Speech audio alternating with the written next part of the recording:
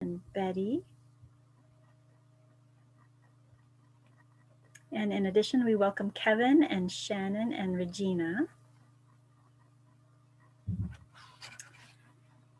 All right, so I can just start because what I have to say at the beginning is just some housekeeping. My name is Heidi Johnson. I am one of the librarians at the College of St. Scholastica. So I am very excited to welcome 3 alumni, all of whom have graduated since I started in January of 2004. So that's pretty great. This presentation is to really support educators. And at this point, I think more people than ever can consider themselves, I think I am a former high school teacher as well. So I've always believed that everybody teaches people in everything that they do. But I think especially now, parents especially, and people in families of school-aged children are really seeing themselves as educators. So this panel is really focused on supporting them and having 3 alumni who have expertise in education share some of their thoughts. So here we have, let's see, hope everyone just arranged. I thought we had someone new. All right, so at this point, just a couple other housekeeping terms. First of all, we ask all participants to type their first and last names into the chat just so that we are able to have a list of everyone who has joined us today.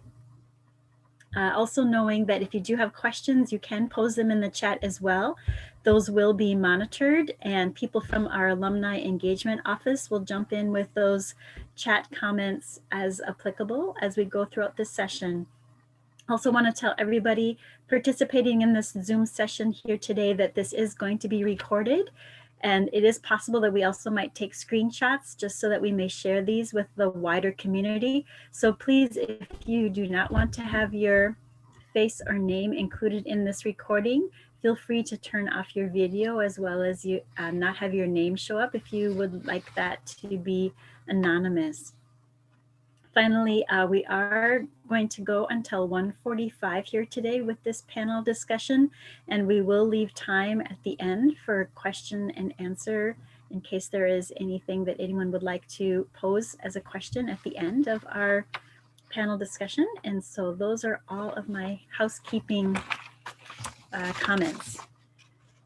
So at this point, I will introduce our 3 panelists. First of all, we have Jen Roback. And so she is right, for me anyway, right in the middle of the screen. She is a 2017 graduate of St. Scholastica with a BS in elementary education. During the year prior to graduation, Jen took up a year-long student teaching internship through CSS at Churchill Elementary School in Cloquet. She spent half of the year student teaching in first grade and the remainder of the year working with K-5 students doing small group reading and math intervention. She went on to move to the Minneapolis area where she taught for a year at a charter school in 5th grade. Jen later moved to Grand Forks, North Dakota as her husband was accepted into medical school at UND. She is in her 3rd year teaching at Lake Agassiz, an elementary school in Grand Forks, North Dakota. She currently teaches 3rd grade after 2 years in 5th grade. So welcome, Jen. Oh, a little bit more. Jen was born and raised in St. Cloud, Minnesota, and currently lives in Grand Forks, North Dakota. Oh, and the most important part, with her husband and 1.5-year-old Labradoodle named Luna. So we might see Luna if we're so lucky. She's perhaps a little tired this morning, but thank you for the introduction. Nice to see all of you. Absolutely. All right. Next up, we have Betty Sukanen.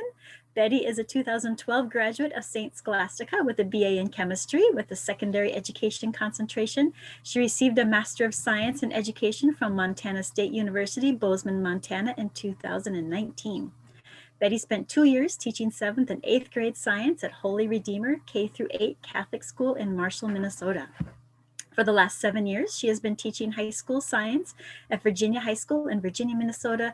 She teaches classes in chemistry, 7th and 8th grade science, introduction to physics, college and schools, human anatomy, medical careers, and medical terminology. That's a lot of preps, Betty. Betty is a native of Tower, where she now lives with her chickens. All right. And last, we have Keith Johnson. Keith is a 2006 graduate of St. Scholastica with a BA in Social Studies, Secondary Education. He earned his MED in Learning Design and Technology from St. Mary's, University of Minnesota in 2017. He has taught various high school social studies courses in his 14-year teaching career. He currently teaches psychology at Superior High School, the same high school he once attended, where he's worked for 8 years. Prior to that, he spent 6 years teaching at Evelyn Gilbert High School. Keith now lives in Duluth with his wife, Laura, and his children, Layla and Felix. All right. So welcome, everybody. So at this point, I have some questions that were written, and I think they've been provided to the panelists ahead of time, correct? A little bit of preparation, perhaps, and we'll take about 40 minutes or so to answer these questions. But again, this is all really what will prove helpful for everybody here. And so we can have that also be fairly fluid. At this point, the very first question is just kind of an icebreaker. What are some of the biggest challenges you've identified in embarking on any new school year, but in particular, this new school year? As I think all of us can say, it's a new school year like none other we have ever seen.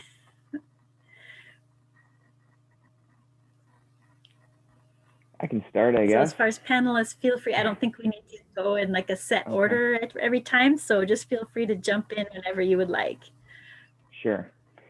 I can start. Thanks for having me. Happy homecoming, everybody.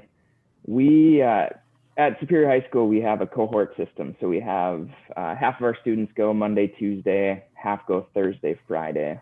I think that's kind of helpful to figure out where we're all at right now.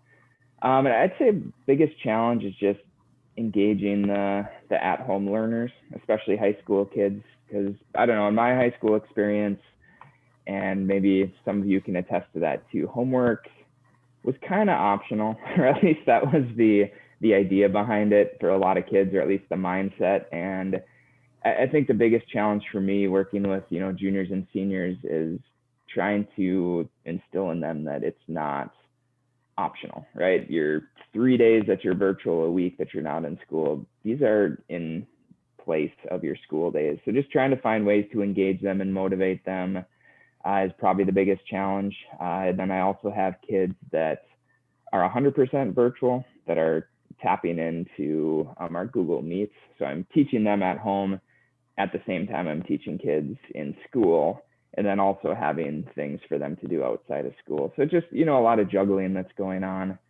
And I'd say that's the biggest challenge. But a month in now, I think everyone's starting to slowly figure it out.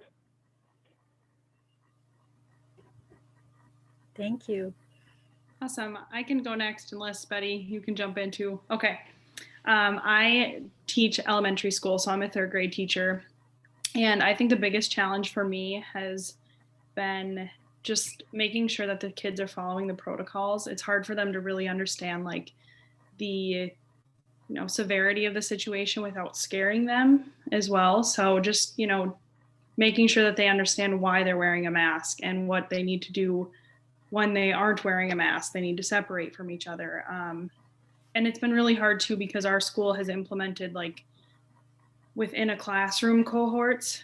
So we only stay with our classroom all day, but then when we go to lunch, like they sit by the same kids that they sit by in the classroom, and they sit by the same kids that they stand by in our line order. So it's just very like monotonous for them. So still trying to keep that excitement there, even though we are in person.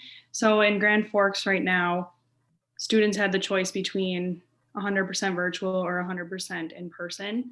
And we took one teacher from each of our grade levels to be the virtual teacher. So it's been, nice to not have to do both of those. But then there's situations arise, like one of my students this week has to be quarantined now for 2 weeks. So it's kind of like, well, who's going to provide that work for him? And it ends up being us. So essentially we're not teaching online, but we still do need to provide that instruction for the kids, which has been interesting to navigate. When I went into it thinking, we weren't going to do that. But overall, the kids are doing really well. And it's been, a blessing that we're able to be in person for the most part right now.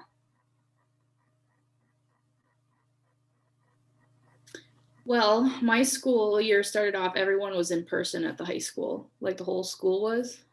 So K-12, we were all in person, and the kids had the choice too of doing, virtual distance learners or coming to school. And as of last week, we are now hybrid. So in a month into learning, now we had to switch our way of teaching to actually be hybrid. And our hybrid's different. It is Monday, Thursday are grouped together, and Tuesday, Friday are grouped together. So we see kids every other day, and the way everything's split up is by last names. And so one day I have 19 kids in class and 9 online. So the next day, the 9 come to school and the 19 are online. So it's not very even, and it was kind of just thrown at us last week. So we had 2 days off to plan. And then Wednesdays, we don't see kids, but we still have to do virtual activities. So as of last week, I'm now a hybrid teacher. And I had not prepared for that because we were in person at the beginning of the school year. And I also teach college and schools classes. And that's totally different because the college is requiring one thing. And now I'm still doing high school classes. So, and I teach 3 different classes. And we went to block scheduling this year at the beginning of the year, and we hadn't had that before. So we went from 50 minutes to 90-minute classes. So this year has been a new everything. And we just merged 2 schools together. We merged Evelyn Gilbert and Virginia together into one big school district. So it's been great. That's all I can say. You have to adapt, and, technology, you just have to learn how to use it. So that's all I can say to that. So it's been weird. Thank you. It sounds like it is. It's a moving target. I like what you said about adaptability. And I like that all 3 of you are still smiling as you're sharing these challenges. We might end up with tears, but right now, we're sitting with smiles and maybe hopefully sharing some of these with each other is also in a way therapeutic for our panelists as well. And along with that, then our second question is really, so along with these challenges, what gives you hope as you begin this new school year? I think going back to, I think all of us, when we work in an educational sort of environment, we always have that excitement of a new school year and all the hopes that we have. So in this environment, where do you see those glimmers of hope, and what is really carrying you forward even despite all of these challenges?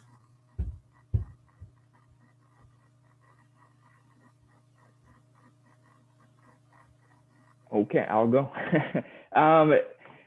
Yeah, it is challenging to find those glimmers of hope sometimes, but I think, I don't know, at least speaking for my district, I've been pretty impressed from top to bottom, from our superintendent through our administrators, just to come up with a solid plan that they knew, I think, could be sustainable. Like I think Betty was talking about with, the change that happens like a month into school. I think our plan is pretty much the plan that we know we're going to stick with for most of the year. And I think it's adaptable in that if things get really bad, we can easily just shift to all virtual. And if things for some reason drastically improve in the spring, it's set up to pretty easily come back all together. So I think, that was just really a glimmer of hope, is that there are a lot of people that spent a lot of time putting together these plans. And, I've seen hope in the kids too, because my students have kind of rolled with it and they don't love it. They're sitting together in tables of 2 at the lunchroom, across from each other, no congregating, pretty much no big groups are getting involved. And I know it's not their favorite thing, but they're there, and their attitudes have been surprisingly good.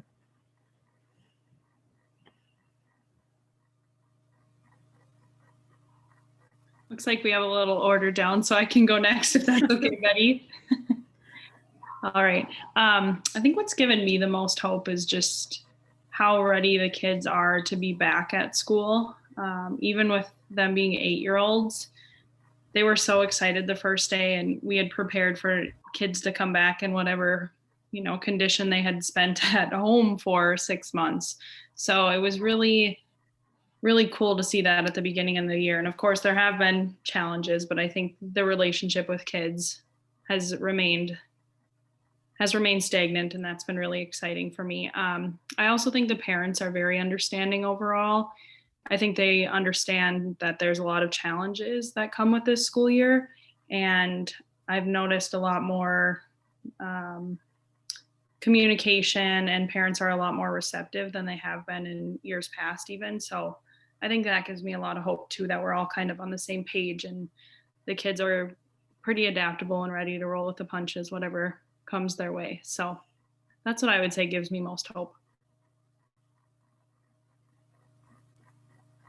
I think I'm in the same boat, that the kids were excited to come back because, at the end of the school year last year and everything just kind of shut down. There was no real communication or plan, no emotional support. So when you're back, and at least, when the kids are zooming in, because that's what we do, at least you're talking to them and you check in with them every day.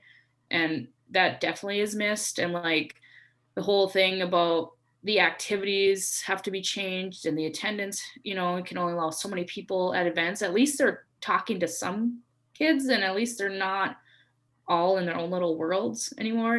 Those that are distanced, it probably is still a struggle, but at least they're all back together and talking to one another, and talking to adults that are safe and provide a safe environment for them to be in, because they're missing all of that stuff. And I feel bad that they are missing those things.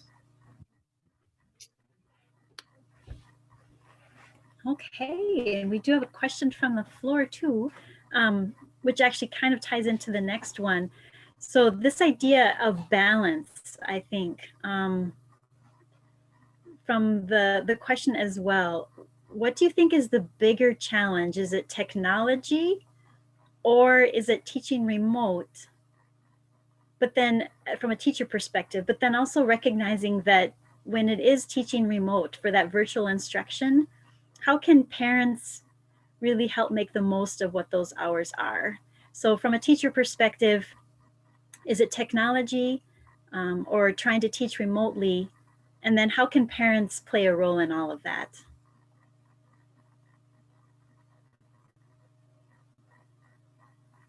I can't speak directly to this right now, but I did teach all virtual in the spring.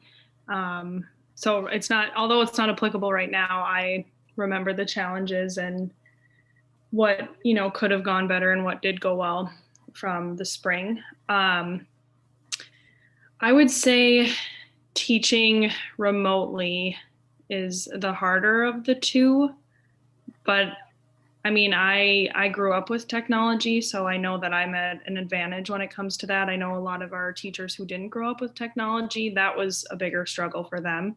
But I would say for me, it's teaching remotely just in general, and kind of touching on what Keith said, keeping them engaged, and then what Betty said, making sure that they feel safe and cared for and all of those things. And I think what parents can do to help out is just make sure, especially for younger kids, like to check in on your kids still, not only about the academics, but like how they're doing just like socially and emotionally, because they're really missing that piece right now. And I think that's, a huge part of their development, even when they are in high school, middle school. So just making sure you're checking in on your kids and making sure that you're helping when they need help, and probably asking even when they're not saying they need help.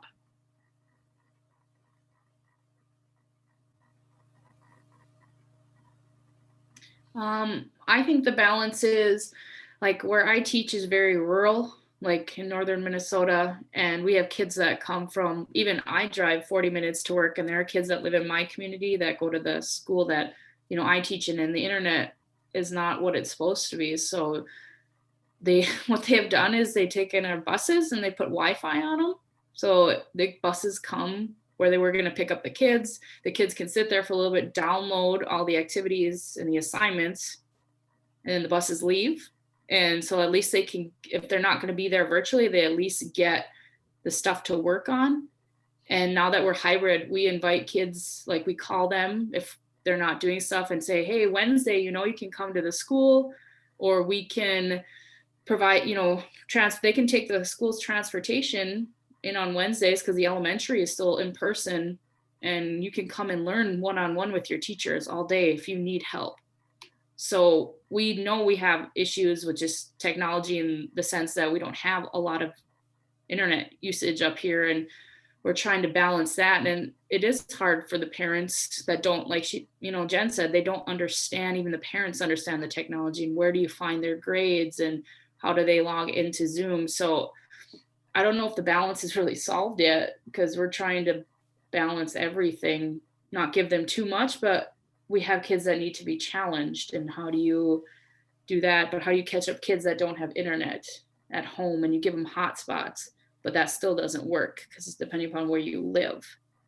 So that balance is really hard. And we're still, like I said, we just went to hybrid last week. So now it's a whole new set of challenges with technology and balancing everything. So. Yeah, I don't think I need to add too much to what's already been said. It's trying to, I think, develop routines, and that's, I think, where parents can step in, say like, all right, you wake up in the morning, let's work on one of your subjects, just building time into the day, and not, trying to wait till the end to cram everything before you're supposed to get it turned in. So, I think it varies a lot depending on the age. Like high school age kids versus elementary kids are going to need a lot of different things. And just speaking for me as a parent, we have a kindergartner who can't do anything independently because he can't read. So, everything is based in being able to read instructions. But then, the kids I teach are 17, 18 years old, where they probably don't need a lot of parent support. And I'm assuming parents probably couldn't actually help with the coursework as it is, unless they're an expert in the field or something. But like was already said, just checking in with the kids to make sure they're doing okay, and seeing what support you could provide them, I think, is important. That's a great segue into a follow-up question. As teachers, have you found you need to be more counselor than teacher at times? And it seems like now more than ever, teachers might need to play that role, knowing that really academic achievement is hinged on students' ability to concentrate, students having, good mental health, kids being safe at home, and, being fed at home, all of those things that we know schools have stepped in to provide more and more in our society. So as teachers, how have you felt the need to step in to a larger role in some of those other parts of kids' lives, and how have you been able to do that?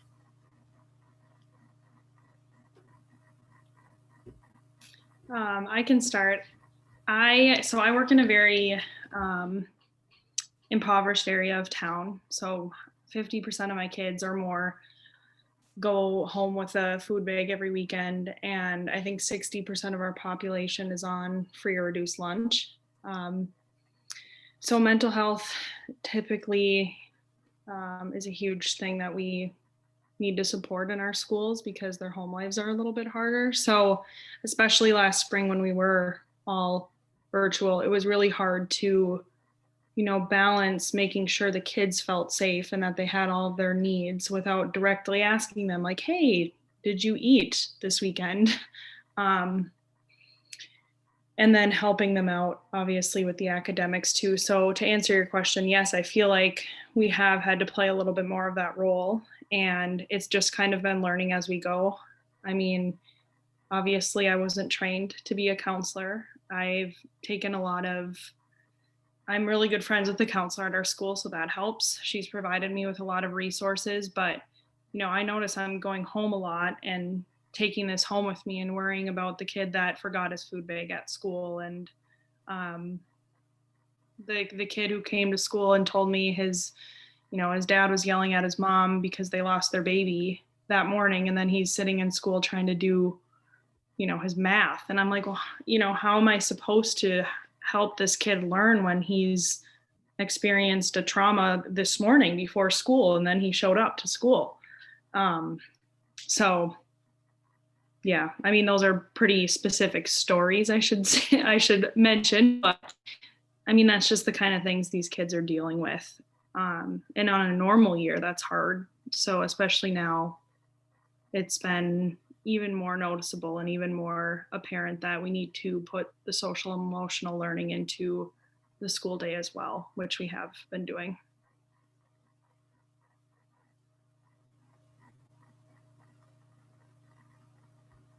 I can go.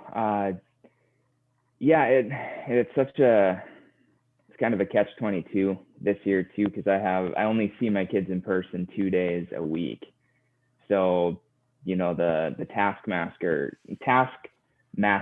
that I am, I like want to try to take advantage of every minute that I'm with the kids, but then at the same time you're like, well, then I'm not really leaving time to actually talk to them face to face. But what we have done this year is every teacher has one class period during the day that's not considered our prep hour, but it's considered student support hour, where we're sending out emails, where we might be doing Google Meets with kids that are virtual that day because they're in the opposite cohort.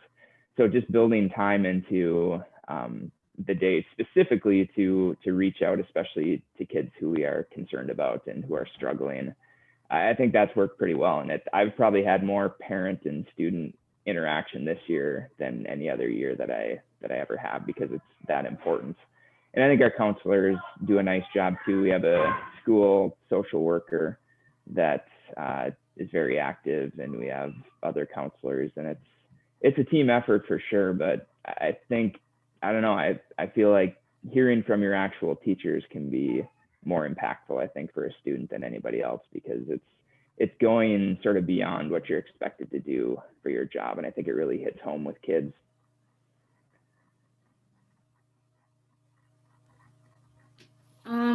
So like, Jen was saying too, we don't have the skills to be that counselor. And now it's kind of a thing that we're almost like expected to be able to help these kids and reach on to them. We've developed some more programs in our school we adopted this program. It's called Reach. It's actually based out of Minnesota. If anybody wants to check it out, it's pretty cool. It's trying to reach those kids that are underserviced, and you have a designated teacher for it, and it's actually a really awesome program. It deals with kids that might have some addiction issues and all those, the lower income, and trying to support them.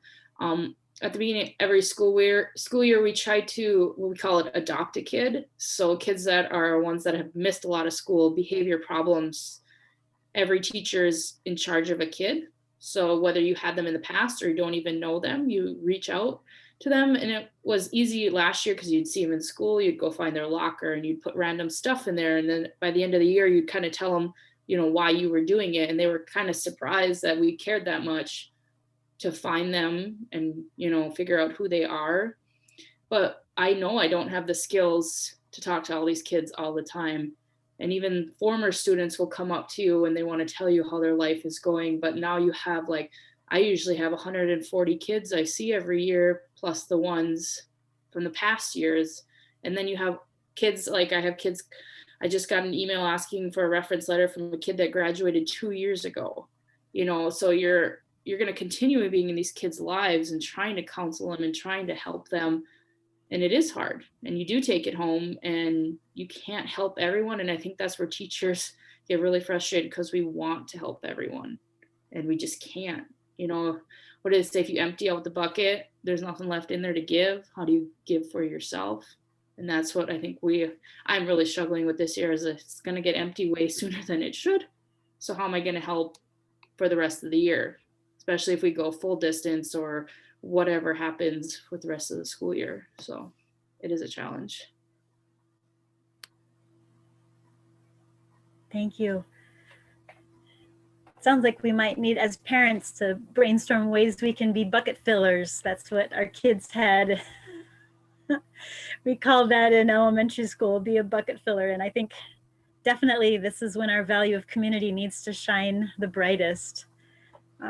Let's shift a little bit to some concrete things that maybe some of the parents in the panel here, or the parents that are in this session, can take with them.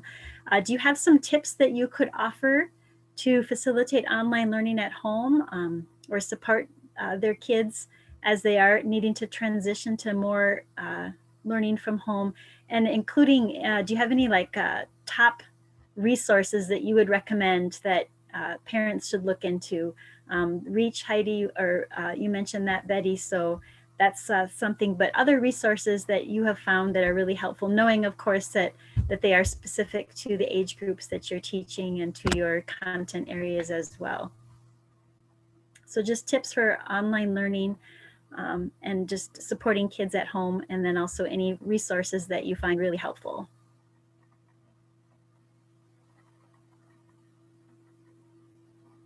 I guess I'll start first for once. Tips. What I notice a lot is my morning classes, the kids are still in bed.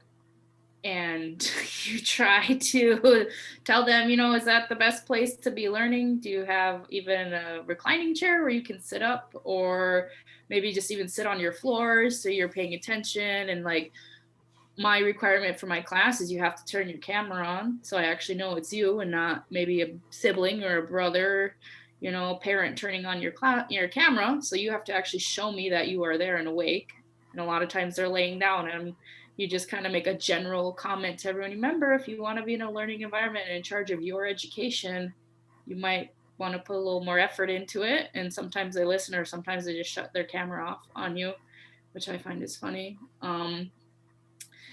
I like to check out, her name is Angela Watson. She has really good podcasts. She's a former teacher. She gives instructions for parents and teachers. Some of them are kind of long. I drive to work every day, 40 minutes, so I can listen to and from. It's just some really good things. And like, I teach science, so there's a lot of virtual labs if you can't get the kids in school to do labs, which has been really awesome. Or just creating labs where like the first couple, month here, we've been able to be outside. So with like human anatomy, I rearranged my chapters so we could do some more physical stuff outside with the muscles and the bones, and do more of that before winter comes, and saved some of the chapters for later. But other than that, it's really finding what works good for your kid, because not all kids can stare at computers, and not all adults can stare at computers and learning, but creating a space where they can learn. I know sometimes that's hard, but I'm just trying to get the kids out of bed at 8:15 in the morning so they're not just laying down. And that's been my goal for a couple of weeks now. Some of them listen. I don't know what to do with the rest of them. So I can go. Yeah, like I had said earlier, just trying to help your kids get into a routine. Whether that's an evening routine or a morning routine. I mean, everybody's family situation is a little bit different for those days that they're at home learning, but I think that's huge in a space like Betty said. And I'll kind of, I don't know, I might go a little different direction with this answer and tell parents to trust us, right? Trust the teachers that we're going to set your kids up for success. Like, that's what we do. We're going to give them the resources. We're going to provide a blueprint for them to follow where it's going to help them learn and be successful. And I think, with the pandemic, we see a lot of parents, kind of freaking out about, oh my God, my kid's going to fall behind. What more can we do to, catch them up? But I mean, everybody's in this situation, and we're just all doing the best that we can. And I think that's important for parents to hear, that, we have the resources, we have our certain ways that we're going to teach like we always have, and don't, try too hard to make your kids do extra stuff or give them extra support that might only be adding on to their workload or confusing them. And come to us, right? I mean, I think the teachers are probably going to be the parents' biggest resources. And if they have specific concerns about their kids at home or think they could be doing something differently, I mean, start with us. I think that's the best tip I could give to parents.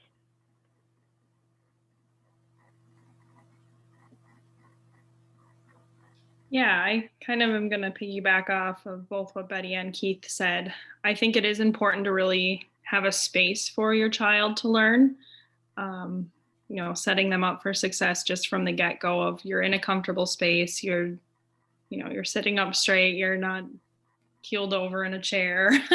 Just giving them the opportunity to be excited about their learning space too. I know some of my kids last year like colored a picture and put it on the wall, and that was their desk area. And it was just more exciting for them. I also think from an elementary perspective, the kids aren't, they're not able to manage their time. Not even 10-year-olds could do that, and 8-year-olds most definitely can't.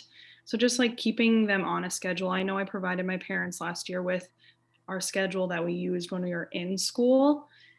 So I said, this is when we would have like our morning meeting. This is when we would be doing reading and math. I think that really helps because I think we're all a lot more schedule oriented than we would like to think. And I think that really gives the kids a clear understanding of what's expected of them, but also, gives them something to look forward to. If math, for example, isn't their favorite time, they know, okay, well, then I'll give myself a break and then we can do reading. And then I also have, I don't know exactly our audience on here, if they are more elementary based or their kids are more high school, middle school age. But I do have some reading and math like website resources that can be both beneficial for the parents and for the kids. So if you're interested in that, you can just direct message me in the chat and I can just send those your way so I don't have to sit here and list them all off at you if it's not applicable. Thank you for those good suggestions. We have 2 final questions, both from the floor, and there's a really good wrap-up question, so that one I'm saving till the end. So just so you know, I haven't missed it. But this one is a little bit more targeted. So at what point does a parent help their kids with the work versus having them ask the teacher? Is there a threshold that you would recommend? And again, knowing that that might be age dependent as well. But I can sense that too as a parent, like sometimes I explain it differently and that might confuse them. But then sometimes, we've always had a role of helping with homework too. So where is that threshold, do you think, as far as when a kid should reach out to their teacher versus having the parent help?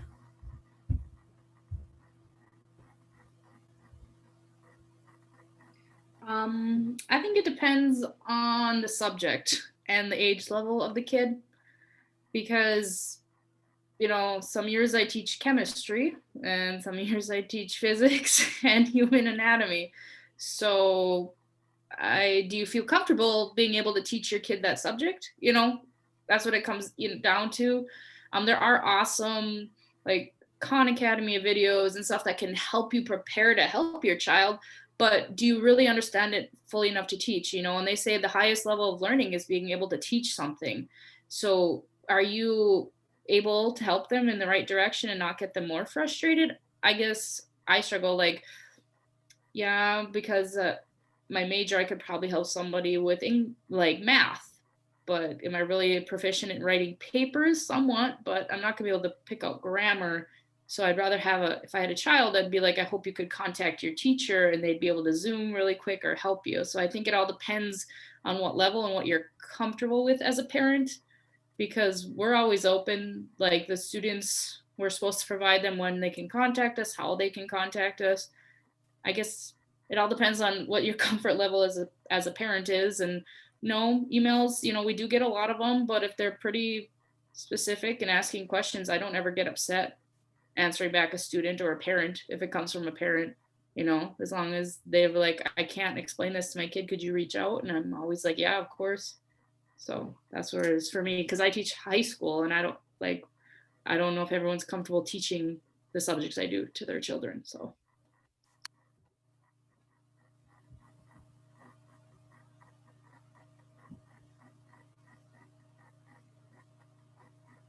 I can go. If you want, you can go after me, Keith, if that's okay.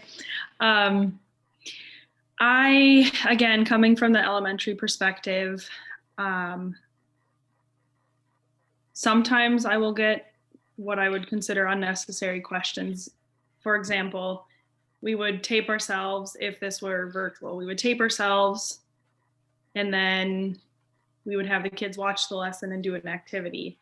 And then I would get questions about like, well, what page are we supposed to do today? So that's when I would say, okay, go back, watch the video, and it would explicitly state like what pages they were supposed to do. And we had practiced before how to find, the video, and it was pretty straightforward on an application we use called Seesaw. So I noticed a trend with the same kids who would ask over and over things that have already been stated in the videos. So I think as a parent, just making sure that your kid is watching that video or reading the instruction, or you're helping them to read the instructions, and then having them try it out. And then if you're not able to help at that point, then reaching out to the teacher, because it gives the kids a little bit of an, independent perspective too, and they can take some accountability in their learning as well. Even though they are, for example, 8 years old, they still can be held accountable. We would hold them accountable in school. We would say, okay, can you repeat the directions to me, or do you need me to re-explain this to you, before we would just help them right at their desk right then. I think a scale of accountability is really necessary, and the kids are capable of it too. But that was a little bit of a roundabout answer. I think it is important to help your kid if they don't know how to do a math problem. But more so, just what I was saying is holding them accountable and checking, okay, have you read the directions? Have you watched the video? Have you taken all the steps that you need to prior on your end before you ask mom or dad or guardian, before you ask the teacher? I hope that makes sense. It does. Thank you. So Yep, nice to have both of these perspectives. Okay. Yes. Thank you, Keith. Sorry.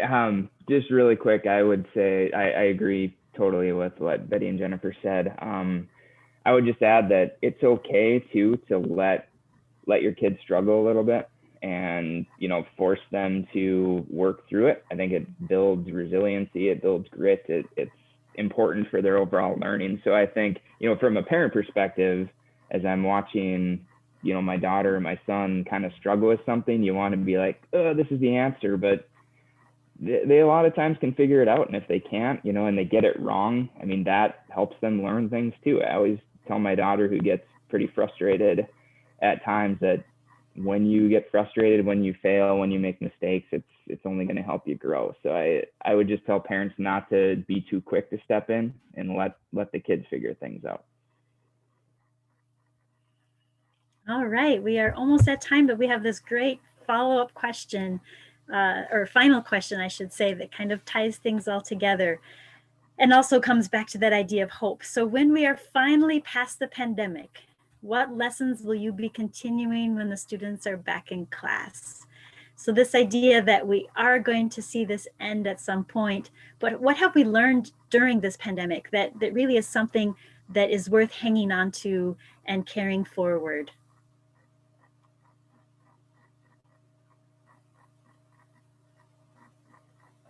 I would say some of the technology. I mean, our district has invested big money into some technology. I mean, we have, the wireless projectors and the Bluetooth microphones that pick up, sound in every part of the classroom. And this big investment, I think, moving forward, we can start exploring different models of how to deliver education. And if we develop a different schedule, like maybe more than 2 days a week in person, but different shifts to reduce class sizes. I think, as the year goes on and we start learning more and more, I could see a lot of schools trying to change how they do things. And I would say it might vary depending on the type of school that you teach in and the area that you're at. But I ask the kids every day, so how do you feel about going to school 2 days a week? And they're like, we can't imagine being here 5 days of the week. And it's not surprising to a bunch of high school students, but I think there's some truth to that. Kids can burn out pretty quick when they're doing the same things, going to 7 hours a day, 5 days a week of the same classes. And does that need to be done? Would that free up some more time for them to do some things out in the community, or,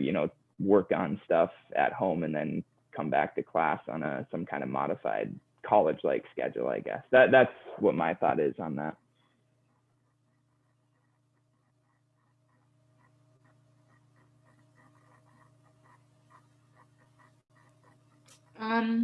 I would take back more. You know, I do check in with students, but I do it more now because I get nervous, especially when they are still wearing masks, you know, like they're not talking as much as they used to be. So you have to engage them more. And I always have, but it feels like it's more purposeful now. And I don't, you know, ask like, how's your day? I say like, how's life? And you might get a better answer. Just making your questions more purposeful and realizing this is a struggle. And, you know, like Keith said, it is hard on them. So, and we know that being in high school, we all went through it, but it's changing. And just being able to reach out and say that you're there more often, and, you know, I hope you have a good day, like saying some weird comment at the end of class and they just look at you, but they're going to remember it.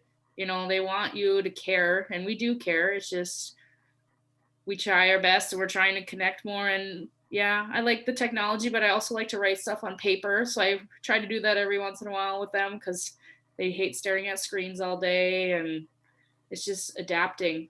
That's all I've been saying this year is we're adapting and changing, and this might be the way the future of education is. We don't know, you know, it's all going to depend. So.